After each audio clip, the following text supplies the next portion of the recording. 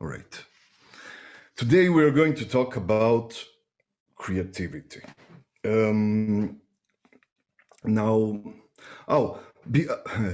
Before I begin, I have two messages from my mother to you guys.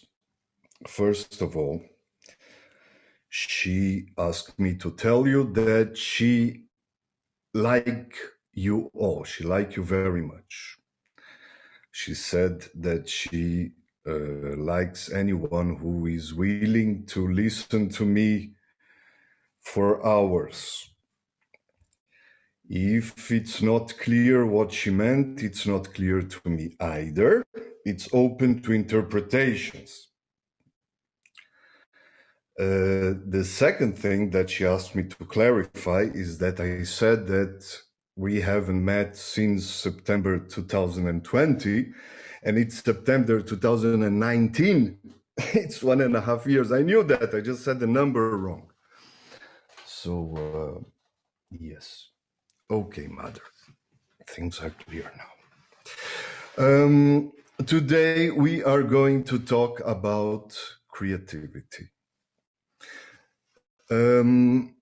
which is a tricky subject.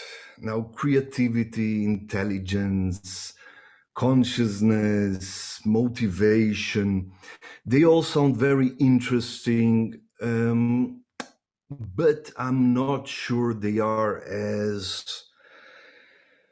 substantive, interesting as they sound. But you cannot know until you know. So I feel that I have the obligation to tell you about it.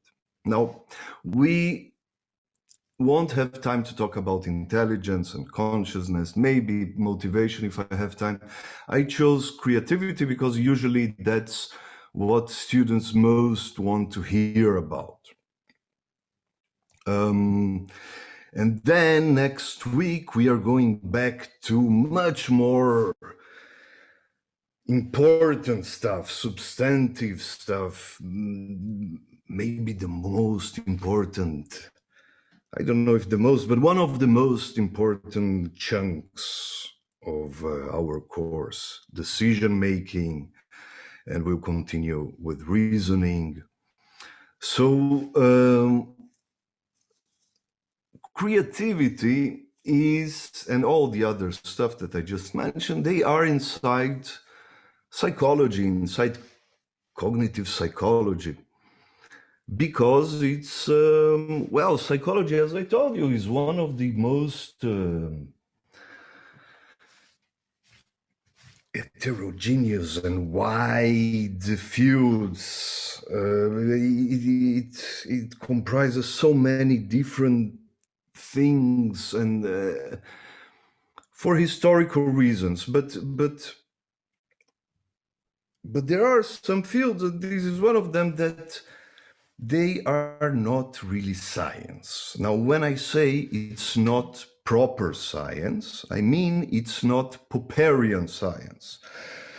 The technique that I've been talking about, that is based on replicability and falsifiability, which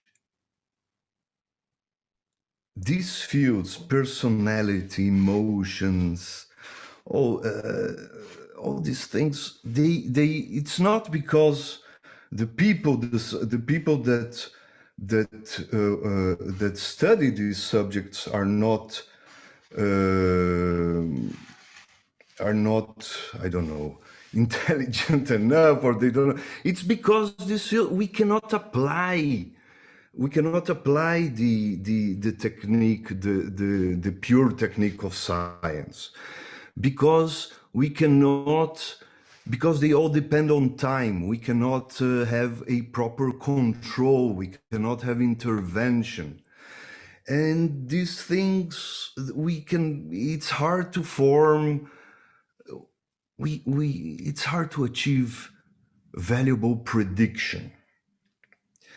Now, so they are limited. It's the best we can do. We study these subjects because they are very interesting. They are important, but we cannot apply those very, very strict scientific methods. But it doesn't mean it's not useful. It doesn't mean it's not important. And we can learn a lot from it. It's like, so sometimes it's a little bit confusing because these fields, they have scientific vibes, like they sound, they look, they smell like science. We have quantitative tools and we have statistic tests, but again, they suffer. We'll talk more about it next week, but they fall short on the criteria of replicability, falsifiability, and predictability. We cannot achieve strong models that can predict. But again, it's like history. It's like anthropology. It's like cultural. It's interesting stories. I myself, I'll tell you next week when we talk about decision making, I wanted to be a historian and I was on my way to a PhD in history.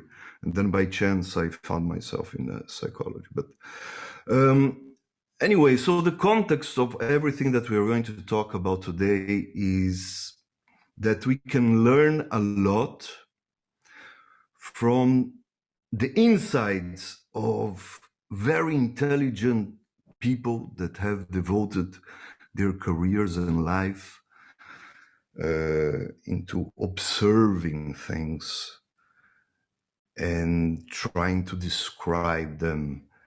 And they reached interesting insights, but it's not more than that. So if our motto for the hard scientific part of our course was that we shall doubt everything. So here all the more. I will present you the traditional narratives, and you can take it as you want. Some things sound funny, some things sound interesting. Okay, you got the idea. So last time we talked about well-defined problems, upon which most of the research was applied, because it's hard, as we'll see soon, it's hard to come up with grounded experimental paradigms for ill-defined problems. So well-defined problems, the problem space is very clear. The goal is clear, the current state is clear, the tools, the actions, the time, everything is very well defined. So the heuristic is to navigate from the current state to the goal state through the perceived, and that's a very important word, possible actions and elements, right? And training makes difference. Trained people learn to do it better. And one of the most important critical factors is the ability to make analogies from different representations to current representations and to structure the question.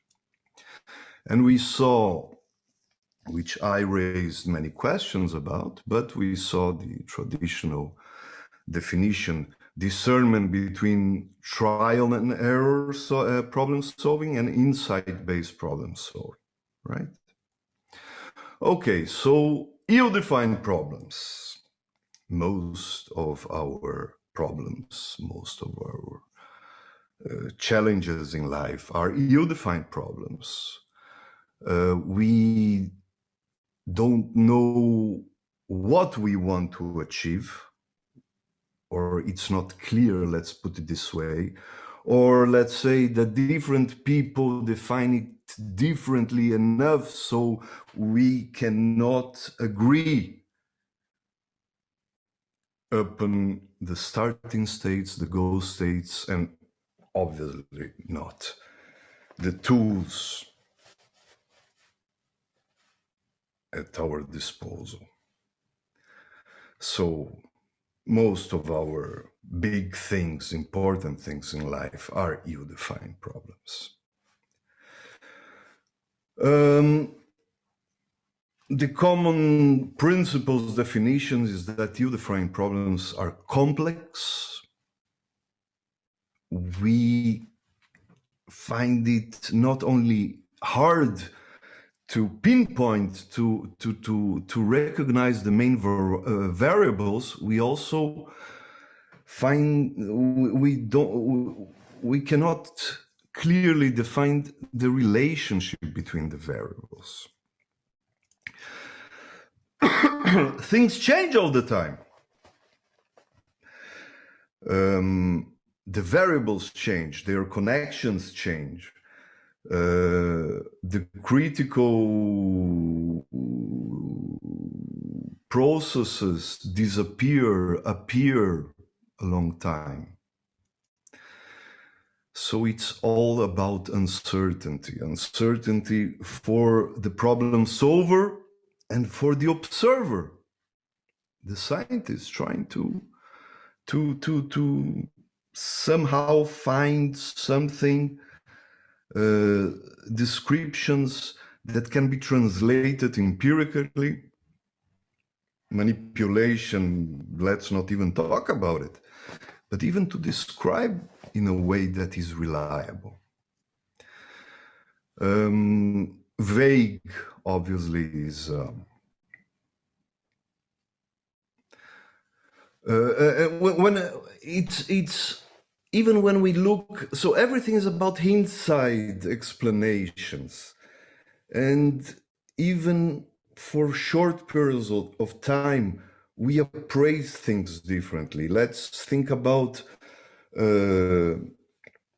when Obama came to power, how we all, irrespective of our political choices, we all saw the world go in a certain direction, and in a matter of 8 years, we had a huge backlash, if we can call it a backlash. We had Trump. And Trump, suddenly the world was, and in 4 years, bah, everything changed again now. So we are not only limited by hindsight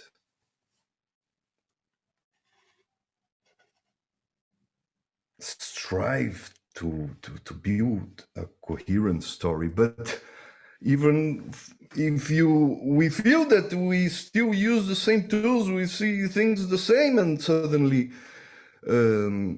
we didn't change our minds, but we see everything completely different in very short periods of time.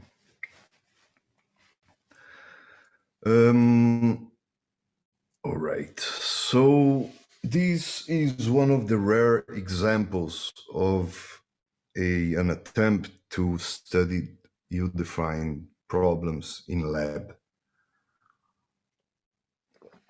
It was done, I think it was in the 80s, by Dietrich Dörner.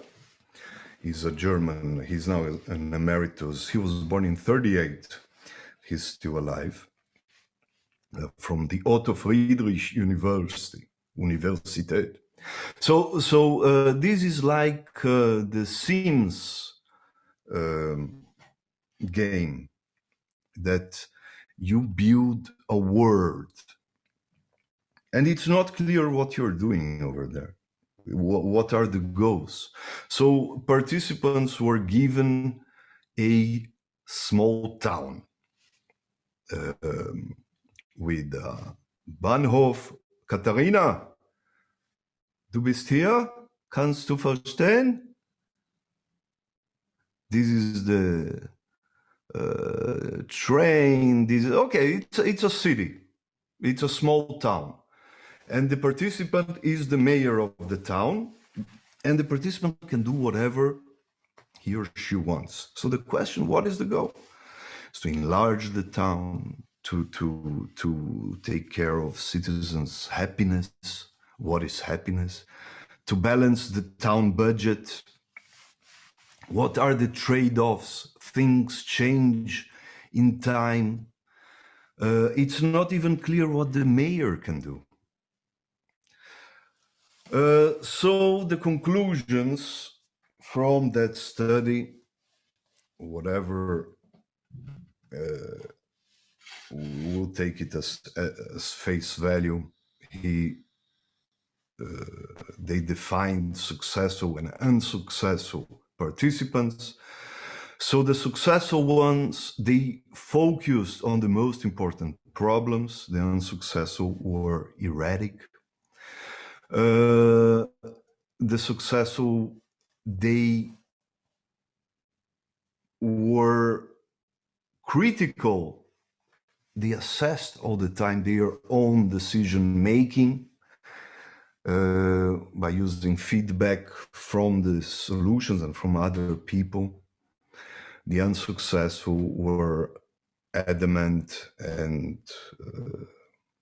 defensive. Decisions were, they were structured and they were defined how to reach decisions. Proactive state of mind, unsuccessful were they reacted more than they proacted. The successful had predefined criteria for assess whether their decisions, their actions were successful. The unsuccessful, they delegated important things to the wrong people. So maybe one way to look at it is that the successful ones, they tried as much as possible to make an ill-defined problem as much as possible as a well-defined problem. They tried to structure the problem as much as possible a long time.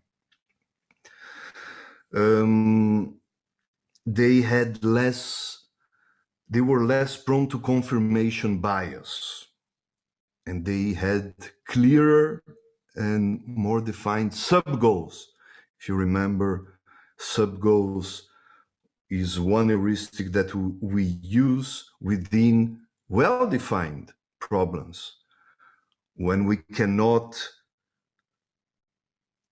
conceptualize, visualize inside our head the entire problem space, the entire option. So we divide it into more manageable sub-goals and smaller subspaces. All right.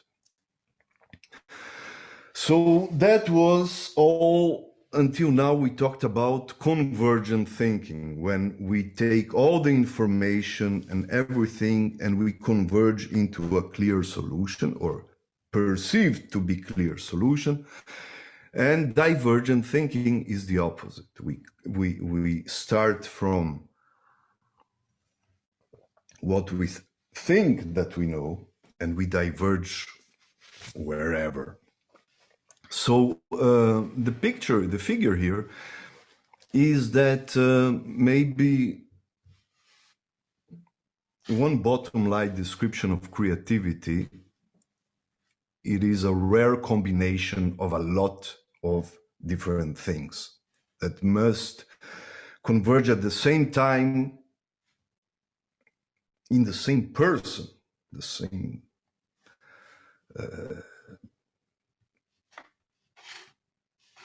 line of projects in order for creativity to be expressed. Now, creativity is a big word. Like, how can creativity be described? Everybody has it, but we, at the same time, we feel that some people really have it and other people don't have it. So the first problem with creativity is that it's defined by the way it's described. It's completely circular. It's like intelligence. What's IQ? IQ is whatever the IQ test.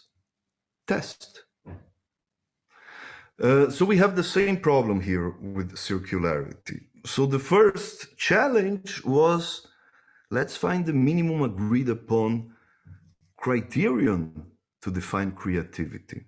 So who are those people that express creativity? So first of all, what are the most creative creations? So the solution that psychologists and sociologists came up with, the starting point, is that creativity is a cultural phenomenon. It sounds funny in the beginning, but maybe we will understand. Because it was the first starting point upon which everybody agreed. So we'll see some examples. But so the first definition is that it's a cultural phenomenon, it's a social institution. And from that, we can try to find who are the people that can create creatively. What are the personal traits that can achieve it? So the first, so creation, first of all, must be new, original. Secondly, it must be useful. It must have a purpose. It must be clear what it is. And third, and this is the trickiest one, it must be recognized as such. Now, recognized by whom? Oh, by society, by history. Professor, Yes. but what about art is often said to be very like useful. Art is said to be very creative, but not necessarily useful or have a purpose. I mean, it depends. Like more ancient art clearly had a purpose of like more ethical and like teaching people like the righteous ways and things like that. But then like art like today, like contemporary art would be said to be creative, but not necessarily useful, I think. Maya, stop reading from my notes. Sorry. So let me tell me if you what jumped into, and rightly so. What about arts? Right? We, in our representation of creativity, artists are useful. What's useful in arts? That's a big question. I don't know. So sociologists will propose a lot of answers to how and why artistic creation are useful, what they serve. But keep this question in your head and let's go back to it. Let's see if the canon answers some of them. But I think yes, I'm telling you what we have. So one further distinction is exactly what you started to say. So creativity can be personal and can be see creativity, meaning on the civilization level. But in order to agree the observers, the scientists, in order to agree upon what is creativity or what are the products of creativity. So these three conditions must be met. So new for yourself, it's up to you to perceive it, to experience as new. New for society, yes, in hindsight we can find I don't know, any Nobel Prize or whatever. But what does it mean new? So many people have wrote convincingly that nothing is new. There are new ways to describe something, but nothing is really new. There are new packages, new ways to perceive something, new ways to relate to things. But if you unpeel the onion, in the end, you reach the same thing in a certain way. Useful, as you said, absolutely no anchor for usefulness, for purpose. It's only in hindsight. Social recognition by society. Depends on marketing, on who sells, on so many things beyond the individual, beyond what we feel as creativity. A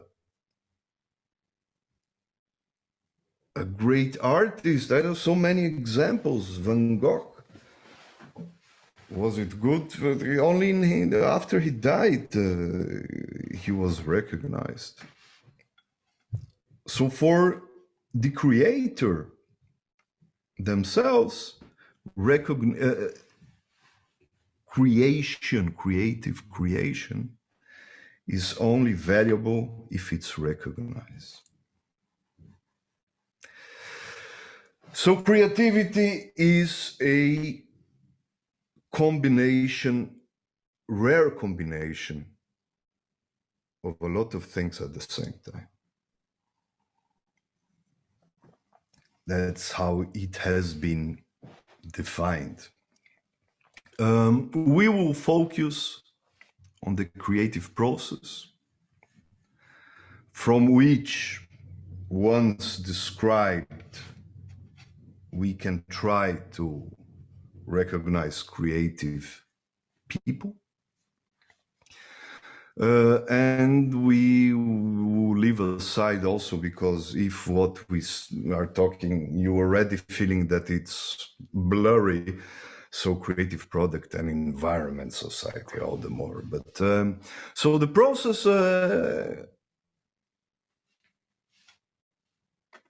psychologists have tried to describe the mechanisms that lead to creation and personality characteristics that apparently, that all these people that were able to do what we somehow agree that are creative stuff, what they have, what they share, what they have in common.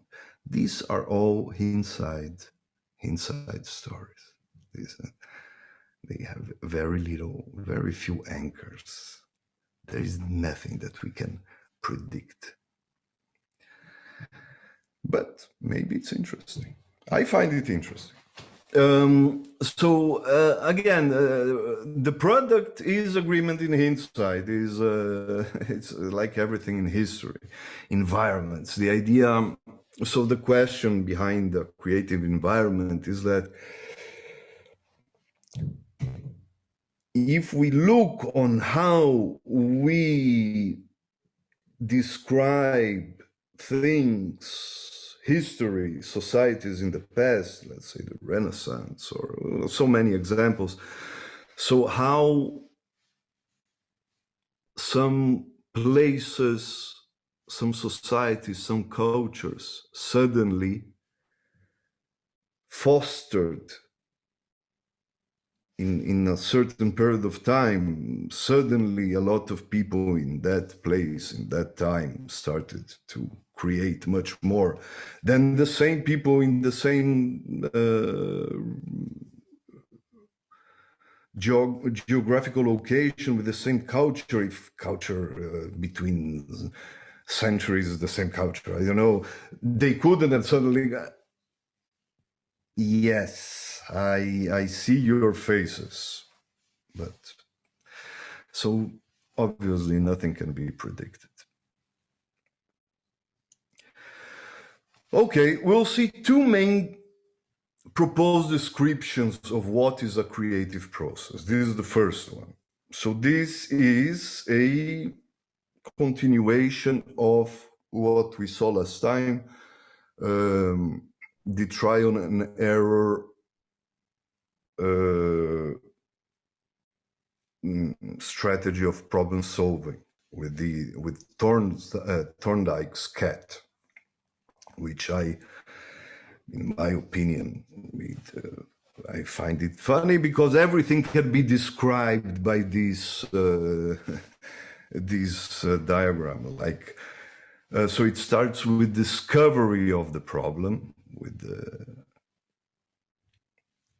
the decision that there is a problem, which is the most important part. And then the production of ideas. So you raise a lot of, it was proposed random there. I don't think it's random. It's perceived as within the problem solving. I gave the example that the cat inside the cage did not start to lick itself or do other things that it did not perceive as a relevant action behavior that could lead to escape from the cage, but a lot of seemingly random ideas are raised, and then evaluation is trial and error, is selecting what is perceived as relevant, and then reasoning would be the consolidation. So these could be described also as the same as evolution. If you remember, I said that the idea of random new options and passive selection can describe anything in life. Your decisions, your emotions, your solutions for your life. And the problem is that it can explain everything in hindsight, but then we cannot predict because we cannot discern them between something that is not according to this description, because it describes everything.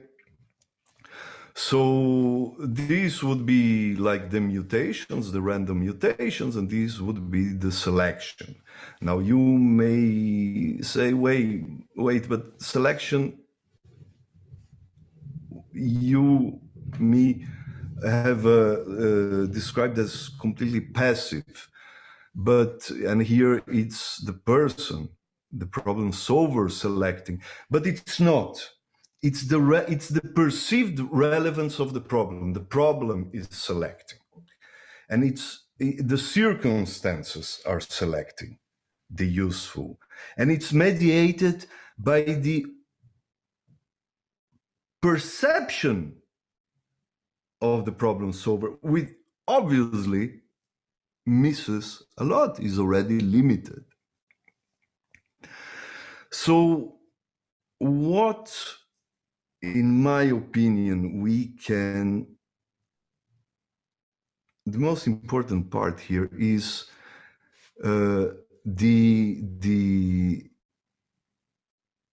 I think the insight that the first phase is always the most important one.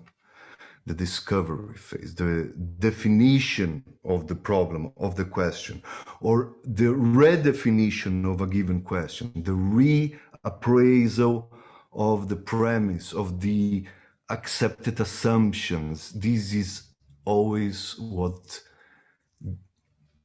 potentially so everything starts with when a question is redefined, when the assumptions are challenged. So one example was, this is B-17. It was the main bomber during World War II.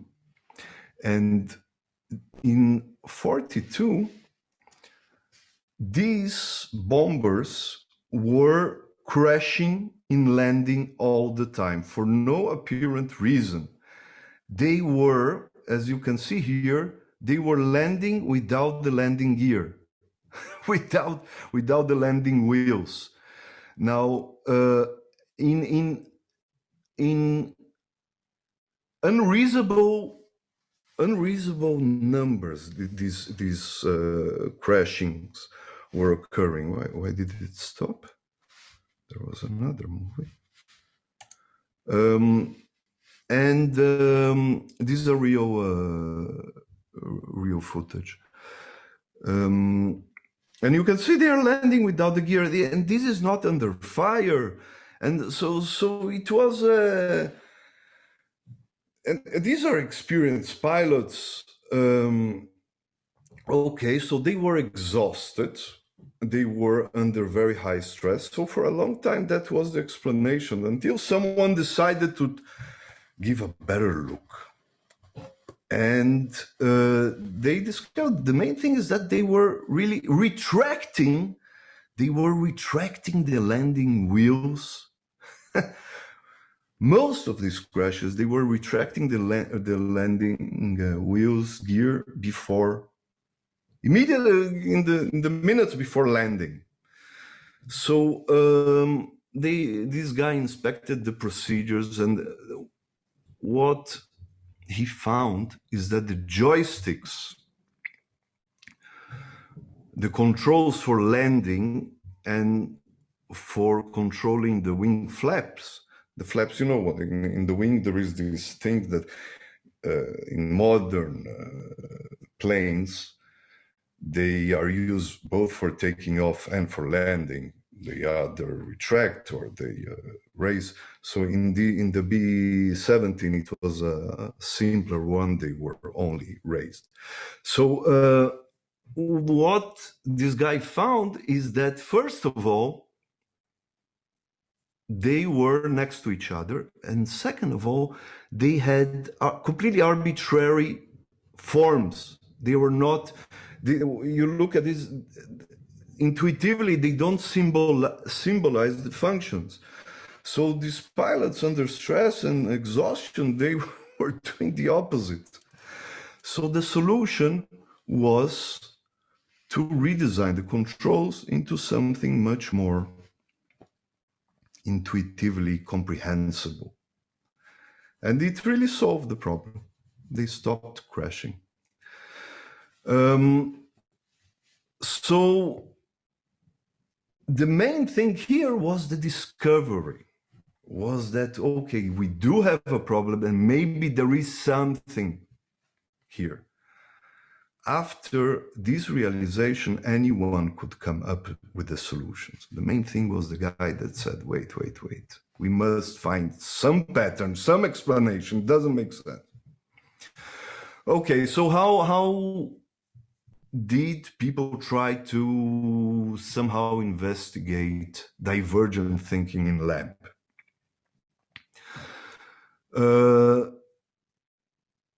So this was a real experiment.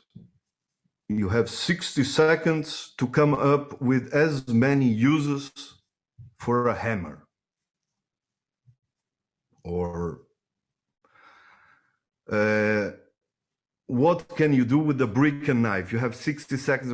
Okay. Because this is, okay, a hammer, we know what's a hammer. And we have to, in order to answer, we have to diverge from the assumption as many ways as possible.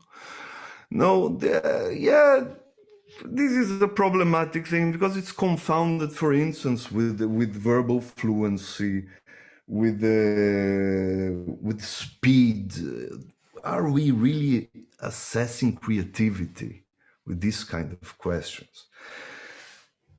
A bigger question: can a creative person be creative upon order? Like, can it be controlled? Can it be activated? Do it now, do it here, do it for this. It's paradoxical. It's the opposite from divergent thinking, from creativity. I don't know, muse, inspiration. These are the words we usually associate with that.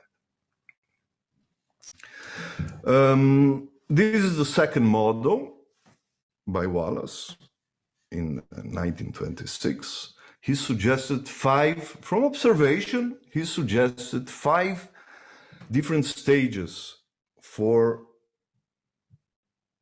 achieving valuable creative products.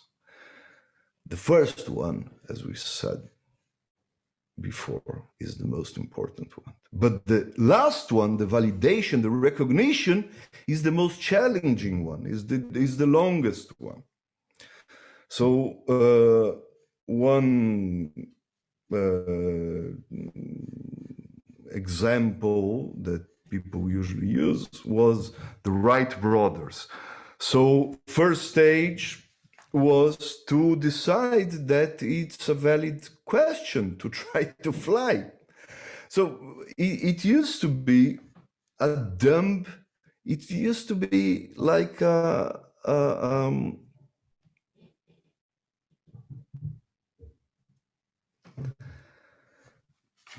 not intelligent pursue people, the intelligentsia used to retort like, if God wanted us to fly, we would have wings. So they were downlooked people that were trying. So the second would be information gathering. So the Wright brothers, they spend a long time researching and reading, and everything is documented. They spent many years. I think they were bicycle makers. The third would be incubation. We later will come back to incubation. I think in your Gaddafi also you have the question of incubation. So incubation, they were digesting, and then insight is the eureka moment when they came with the idea. Until that moment, nobody thought about it, that wings could be or should be flexible, warping. That verification. So they actually managed to glide already in 1903. They were already gliding for considerable distances. Communication 6. So this is an excerpt from a real telegram. They glided for almost a minute. They asked, one of the brothers asked to inform the press. Well, the press was not impressed, and nobody gave a serious thought about it. Only 5 years later, when they decided to show their gliding abilities in France, that a lot of people saw it, only then people started to talk about it, 5 years after they were already gliding. Another recent example is this woman that has been studying mRNA, the messenger RNA, which is the mechanism of the Pfizer and BioNTech, I think also Moderna, I don't know now, vaccines. So until now, you probably read just as I have, that vaccines were deactivated viruses, which led our immune system to react and produce antibodies to that inactivated virus. So through the mRNA, only the critical protein that virus,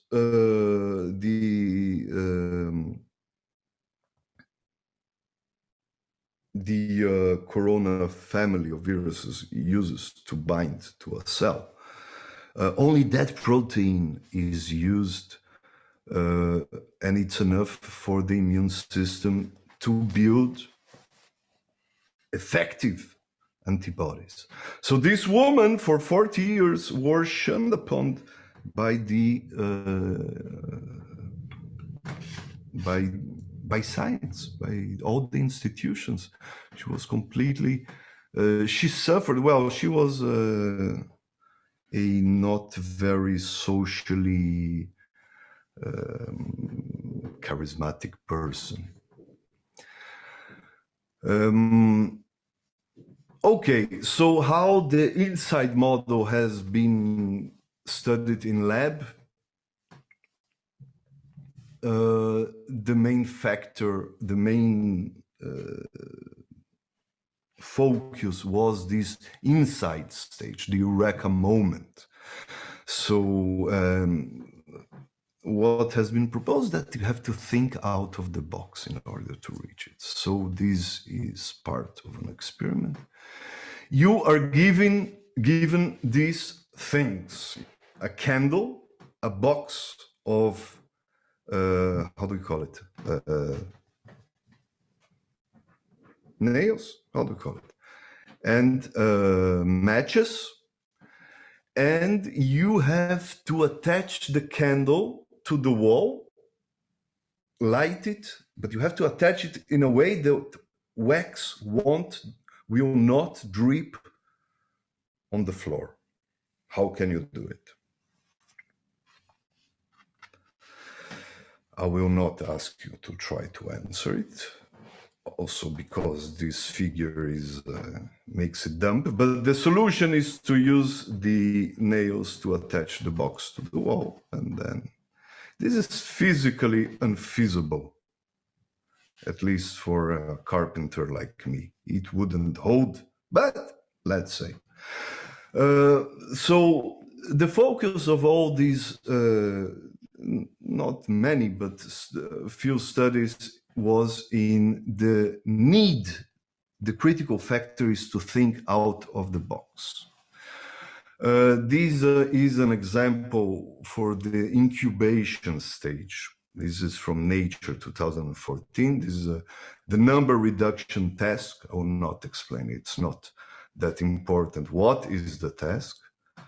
But you are given a task and you have to arrive to the final solution, which I find it very funny. The paper is full of final solution, which led me to the conclusion that the author was not born very Jewish, I would guess, because the final solution is a funny choice for those of you that catch my drift. Anyway, so there were three conditions, three groups. Those that slept, so it was controlled by the amount of time between those that okay. And the results were very clear, that those that slept could come up with a solution in extremely, very significantly more, many more of those participants that slept succeeded. And not any sleep, only REM, rapid eye movement sleep, the deep sleep when we assume that during this sleep we dream. So REM sleep was the determining factor. And this is interesting. This is actually interesting. It works in your EDM now. You also are reading about it. So what hinders creativity? One suggested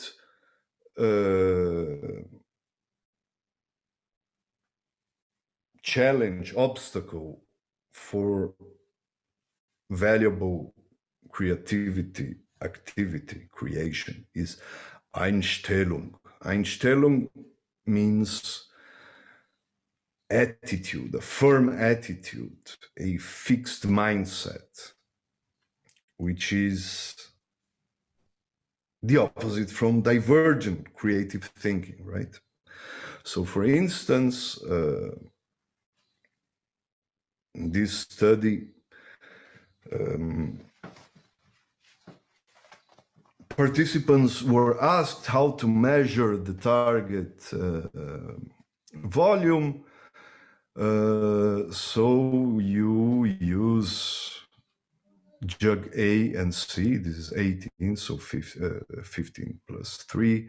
So you can measure the volume.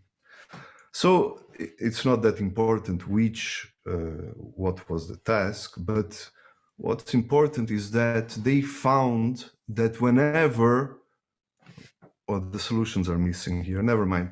So what they found, the bottom line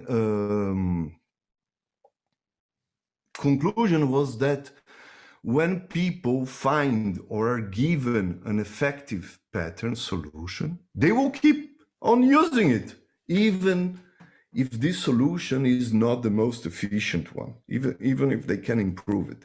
They will stop diverging their thinking in order to find a better solution. But yeah, that's in lab. That's because when people are highly motivated for other reasons, they will. I can tell you from my own experience, even against my own interests. I told you that I like to code, to write coding, MATLAB, and I spent years with MATLAB. I wrote in my PhD. I wrote a MATLAB toolbox, a Slack toolbox, because I love it, and it was I shouldn't have spent. It was not a good use of my time. I ran away from things that stressed me into coding, and I found myself against my interest spending a lot of time improving things that were already working. The opposite from the conclusion from this.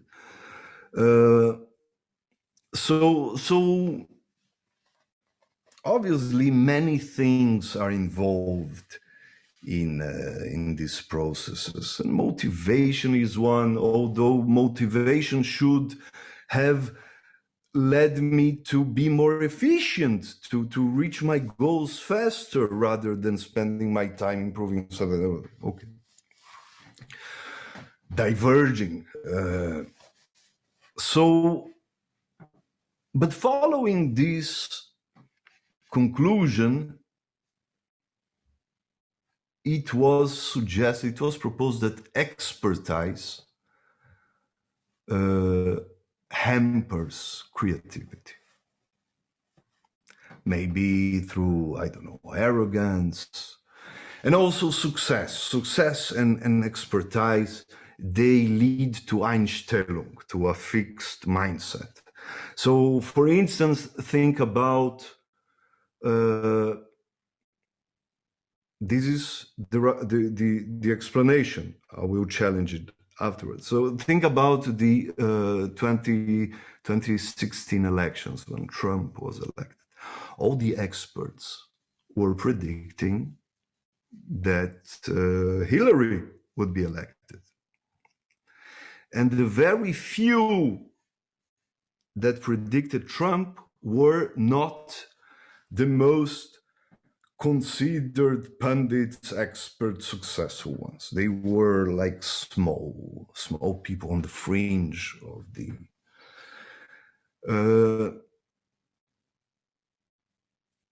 but that's very misleading, because experts, they will predict the most probable situation. And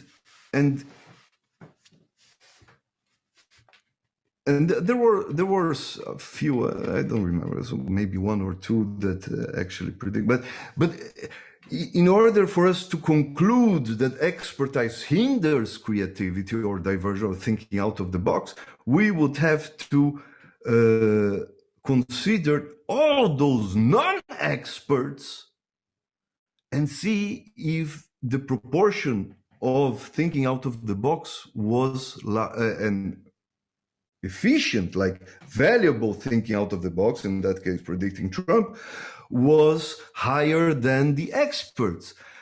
But obviously no, because all the non-experts, they were much more, and I am sure that most of them were suggesting absolutely irrelevant stuff. So the fact that there were so many, statistically, it's like if you there were some that predicted, but that's inside. It's like, if you remember what I told about Nostradamus.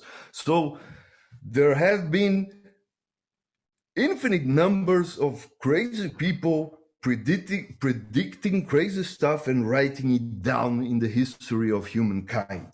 So statistically, it makes sense that someone got something right, but it's the wrong calculation. So I think that in these examples, they suffer from this same confound. But so this is one example upon which it has been claimed that expertise and success lead to Einstellung. They hamper divergent thinking and creativity. So what you see here, this is from Simonton. What you see here is the different fields in science, and they are most the amount of their most successful contributions. I suppose that the most their papers, their studies with the most number of quotations by age. So we can see that this is an average, that most people, they go up, and between their 40s and 50s, they start to go down. These are averages, and there are so many reasons that we can imagine that mediate this. Think about motivation. In terms of these, probably most of the successful scientists, after around their 50s, they don't feel that they have to prove themselves anymore to themselves. They are calmer, or I don't know, they have so many reasons. So they are fighting for their tenure here. They are working like crazy. They are suffering the years before tenure. when you are in a tenure track, they are considered the worst. It's the worst funnel in a scientific research career. Anyways, many of these studies are maybe they are the last out, or I don't know how it was calculated, and they manage their labs and their postdocs are, but they are behind. Anyways, so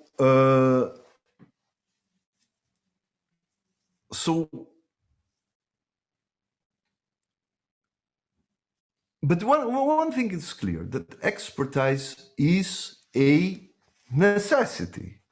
So all the people that are considered creative, they are experts in whatever they do. So one suggestion was to further discern it. It was to try to understand not only expertise but also productivity. So first, expertise. Experts, they not only need they need both skill and knowledge. And it takes time to acquire knowledge and skill. It has been suggested 10,000 hours of whatever you do to achieve expertise in anything. It's a funny number that I don't know. In Wikipedia you can find it, but but expertise is necessary, but it's obviously not sufficient. So Simonton suggested. So this is before Simonton suggested. So this is a study about violin students. We can see that the best ones, it's highly correlated with the amount of time of practice per day, of hours. Well, this is accumulative. And this is also circular, because we don't know if they practice more because they felt guilty or because they enjoyed more, so they practice more. Or maybe because the more they practice, the more successful they were, which led them to enjoy. These are circular conclusions. Child prodigies, yes, even they need this more or less 10-year time of honing any kind of skill. So what Simonton suggested is that not only a high level of expertise, of knowledge and skill, you also need a very high productivity rate.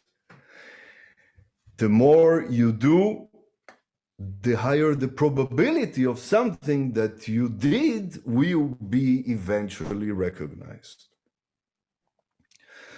And one interesting effect of this suggestion is that the creator himself, herself, can never predict what will catch, what will attract. And scientists, May and Chelsea, you probably already perceived it, is that even very successful and big names in their own fields, they can never know when something will catch fire. Sometimes a lab works like 3 years on something that, this will be science, it will be nature, everybody, published. Nobody. No, it's a lackluster reaction. And sometimes something that people think, okay, let's publish because we did it. And then 5 years later, the entire world is quoting and using it. So we need expertise. But experts somehow, they have to keep on a high productivity rate. They have to not get lazy, obviously. They have to remain highly motivated, not to fall into Einstellung. So it's a matter of balance. When I was working in film production, one thing that I observed with directors, young directors, and in actors, not only young, all actors, they all needed, those that succeeded, it was beyond motivation. It was, there are people that really need it. They don't have an inner calm until they have it. It's like their entire self-esteem, self-definition depends on this future image of being a successful director, because the amount of obstacles and suffering these people go through in order to finally finish their first feature film. It's so much suffering. It's horrible. I would observe these people and say, why are they doing it to themselves? This something doesn't make the actors the same. Being an actor is horrible, is pure torture. The system itself, they are, I don't know, even the word humiliated day to day. They are the last one. They are under the whims of crazy people all the time. Why do they need it? They really have to this something fire, and usually it's something not that you observe from the side, is that this doesn't look healthy. This burning, it's not exactly, it's not a positive motivation.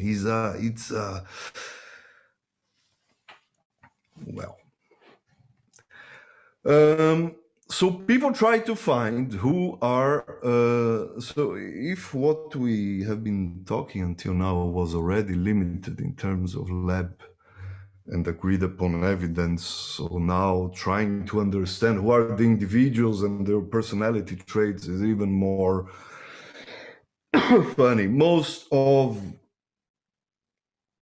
the information we have about what we consider creative people, these are legends and myths, and we don't know if these stories are true. We have this image of suffering and even mental illness. So nobody found any connection, those that tried with mental illness. Okay, so for bipolar, yes, when they are in mania, they don't, I had a friend with that, and they don't stop. But most of what they do is destructive. It doesn't go anywhere. So sometimes some of them, because they don't sleep and they don't stop doing it, they are not limited by any, they're not hindered by any emotional balance. it's just like one doing without ground, but sometimes some of them manage to do something meaningful. But well, it's not a pretty picture. And even though there are no real validations for any correlation.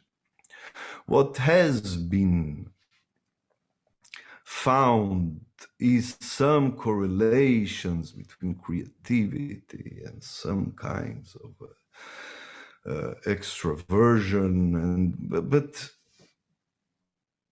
for those of you that learned a little bit more, these definitions of personality, they are also circular. They are, and these are correlations. To make a long story short, not that long,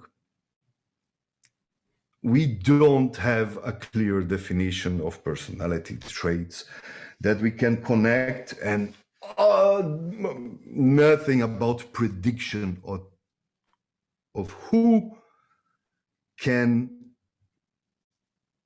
end up being considered a creative person. Well, what is agreed upon is that we need a lot of independent, rare stuff that have to occur at the same time in the same person.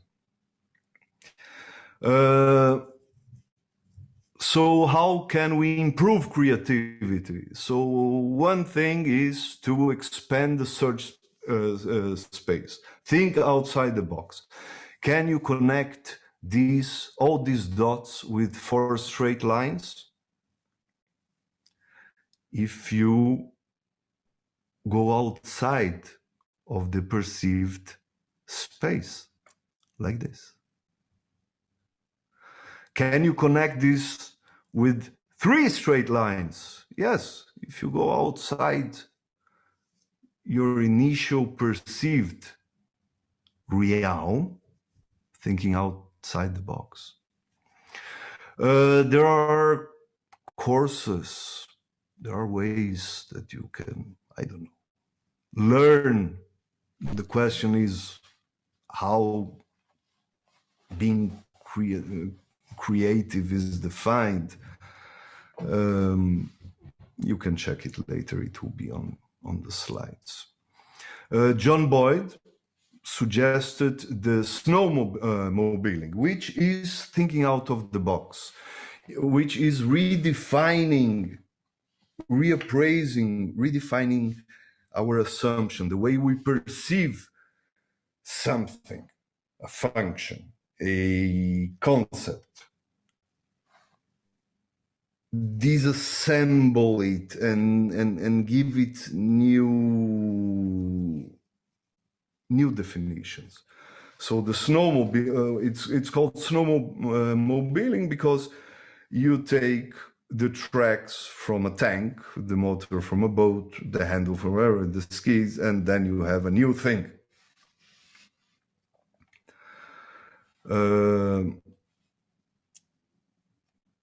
And Csikszentmihalyi suggested this is actually an interesting insight. This is not lab work, but he spent a lot of time interviewing and observing people that are considered successful, creative people, and he suggested this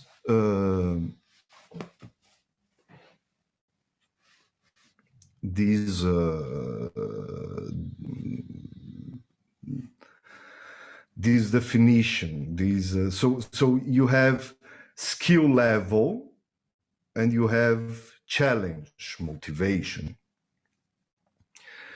and they both have to at the same time be high, and then you reach what he called the flow stage.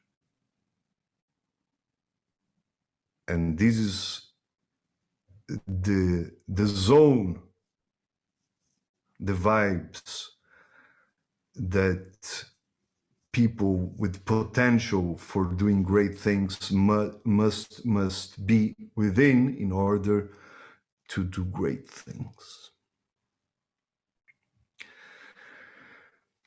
That's it. That's what I had to tell you about creativity. Next week, it will be, to my taste, much more intensive, interesting, important, useful. No, it's interesting. This is nice. This is nice. Questions?